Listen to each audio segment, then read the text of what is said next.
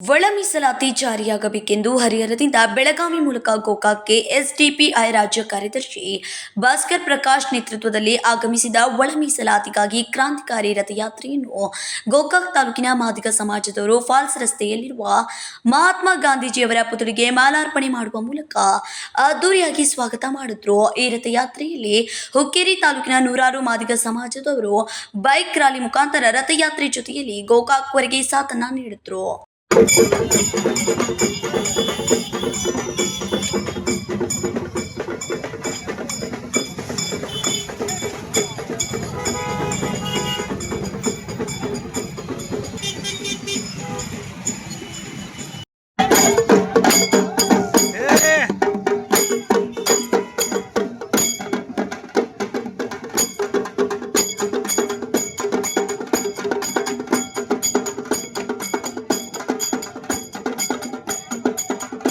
ಒಳ ಮೀಸಲಾತಿ ಕ್ರಾಂತಿಕಾರಿ ರಥಯಾತ್ರೆ ಗೋಕಾಕ್ಗೆ ಆಗಮಿಸುತ್ತಿದ್ದಂತೆ ಡಾಕ್ಟರ್ ಬಾಬಾ ಸಾಹೇಬ್, ಡಾಕ್ಟರ್ ಅಂಬೇಡ್ಕರ್ ಮತ್ತು ಬಸವೇಶ್ವರ್ ಪುತ್ಥಳಿಗೆ ಗೋಕಾಕ್ ಮುಖಂಡರು ಮಾಲಾರ್ಪಣೆ ಮಾಡಿ ಬೈಕ್ ರ್ಯಾಲಿ ಜೊತೆಗೂಡಿ ಸಂಗೊಳ್ಳಿ ರಾಯಣ್ಣ ವೃತ್ತ, ಬಾಪಾನ್ ಚೌಕ, ಆದಿಜಾಂಬವ ನಗರದಲ್ಲಿ ತೆರಳುವಾಗ ಸಾರ್ವಜನಿಕರು ಹೂ ಹಾರಿಸಿ ಸ್ವಾಗತ ಮಾಡಿದ್ರು.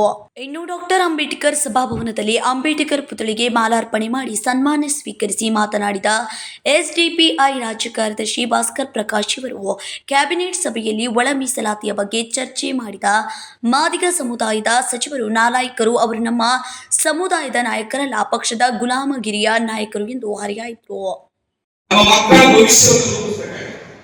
ಈ ಒಳ ಮೀಸಲಾತಿ ಯೂನಿವರ್ಸಿಟಿಗಳಲ್ಲಿ ಓದ್ತಾ ಇರುವಾಗ ನನ್ನ ಅಣ್ಣನವರಿಗೆ ಭವಿಷ್ಯವನ್ನು ರೂಪಿಸಬೇಕು.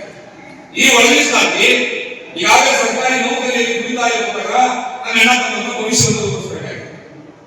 ಅವರ ಭವಿಷ್ಯದ ಚೆಲ್ಲಾಟ ಅಂತ ಸುಮ್ಮನೆ ವ್ಯಕ್ತಿಗಳನ್ನು ಮಾತಾಡ್ಬಿಟ್ಟು ಚಪ್ಪಾಳೆ ಬಿಡಿಸ್ಬಿಟ್ಟು ಆಮೇಲೆ ಸುಮ್ಮನೆ ಹೇಳಿದ್ರೆ ಅಂತವ್ರನ್ನ ನಾವು ಮುಖ್ಯಮಂತ್ರಿ ಹೇಳಿದೀವ. ನಾನು ಹಾಗೆ ಕೇಳಿದೆ, ರಸ್ತೆಯಲ್ಲಿ ಒಂದು ಮಂತ್ರಿಗಳ ಚಟ್ಟಿ ಕೂತ್ಕೊಂಡಿದ್ರೆ ಅವ್ರು ಮಾತ್ರ ಸರ್ಕಾರ ಕೇಳುತ್ತಾ? ಈಗ ಮುಖ್ಯಮಂತ್ರಿ ಆಗಿ ಮಾತಾಡಿದ್ರೆ ಅವ್ರು ಮಾತ್ರ ಸರ್ಕಾರ ಕೇಳ್ತಾ ಇಲ್ಲ ಅಂತಂದ್ರೆ ಅವ್ರು ಮುಖ್ಯಮಂತ್ರಿ ಅಲ್ಲ, ಬಹುಶಃ ಮಂತ್ರಿಗಳಿಗೆ ಸಾವಿರ ಜನ ಈಗ ಇಂತ ಮಾತನಾಡಿದಾಗ ಆಕ್ರೋಶ ಮುಖ್ಯಮಂತ್ರಿಯನ್ನ ಈ ರೀತಿ ಕಟ್ಟಿಸೋದು, ಈ ರೀತಿ ನಿಲ್ಲಿಸೋದು, ಹಿಂಗೆ ಬೈಬೋದು. ನನ್ನ ಸಮುದಾಯಕ್ಕೆ ನ್ಯಾಯ ಕೊಡೋದು ಯಾವನಾದ್ರೂ ಸರಿ, ಅವ್ನು ನನಗೆ ಮುಖ್ಯಮಂತ್ರಿ ಅಲ್ಲ. ಆ ಚಕ್ರಿಯವರಿಗೂ ಗೌರವ ಇದೆ, ನನ್ನ ಸಮುದಾಯ ಅವರು ಕೂಡ ಗೌರವ ಕೂಡ ಮಾತು ಯಾವನಾದ್ರೂ ಯಾರು ಏನ್ ಬೇಕಾದ್ರೂ ತಗೊಂಡ್ಬರ್ತೀರ ಅಂದ್ರೆ ಬಾಯಿ ಮಾತನಾಡುತ್ತ ನಾಗೆ ಇದೆಯಲ್ಲ, ಅದು ನಾಲಿಗೆ ಏನಂತೆ? ನಿಮ್ಮ ಮಕ್ಕಳ ಭವಿಷ್ಯದ ಜೊತೆ ಆಟ ಆಡುವ ಕಾಂಗ್ರೆಸ್ಸಿಗರನ್ನು ಮನೆಗೆ ಸೇರಿಸಬೇಡಿ. ಅಷ್ಟೇ ಅಲ್ಲ, ಮಾದಿಗ ಮತ್ತು ಮಾದರ್ ಎರಡು ಜಾತಿಗಳನ್ನ ಬೇರೆ ಮಾಡುವ ಹುನ್ನಾರ ಸರ್ಕಾರ ಸೃಷ್ಟಿ ಮಾಡಿದೆ. ನಮ್ಮ ಹಕ್ಕಿಗಾಗಿ 35 ವರ್ಷಗಳಿಂದ ಹೋರಾಟ ಮಾಡುತ್ತಾ ಬಂದರೂ ನಮಗೆ ನ್ಯಾಯ ಸಿಕ್ಕಿಲ್ಲ. ಬರುವ ಜೂನ್ 9 ಬೆಂಗಳೂರಿನಲ್ಲಿ ಬೃಹತ್ ಸಮಾವೇಶ ಮಾಡಿ ಸರ್ಕಾರಕ್ಕೆ ಕೊನೆಯದಾಗಿ ಎಚ್ಚರಿಕೆ ನೀಡಬೇಕಾಗಿದೆ. ಅದಕ್ಕೆ ತಾವೆಲ್ಲರೂ ಹೆಚ್ಚಿನ ಸಂಖ್ಯೆಯಲ್ಲಿ ಆಗಮಿಸಬೇಕೆಂದು ಕರೆಯನ್ನ ನೀಡಿದ್ರು. ಈ ಸಂದರ್ಭದಲ್ಲಿ ಸ್ಥಳೀಯ ಮುಖಂಡರಾದ ಅಶೋಕ್ ಮಿಸ್ತ್ರಿ, ಬಸವರಾಜ್ ಕಾಡಾಪುರ್, ಬಸವರಾಜ್ ಆರ್ಎನ್ನವರ, ರವಿ ಕಡ್ಕೋಳ್, ಕಮಲಾ ಕರೆಮ್ಮನವರ ಸೇರಿದಂತೆ ಇನ್ನುಳಿದವರು ಉಪಸ್ಥಿತರಿದ್ದರು.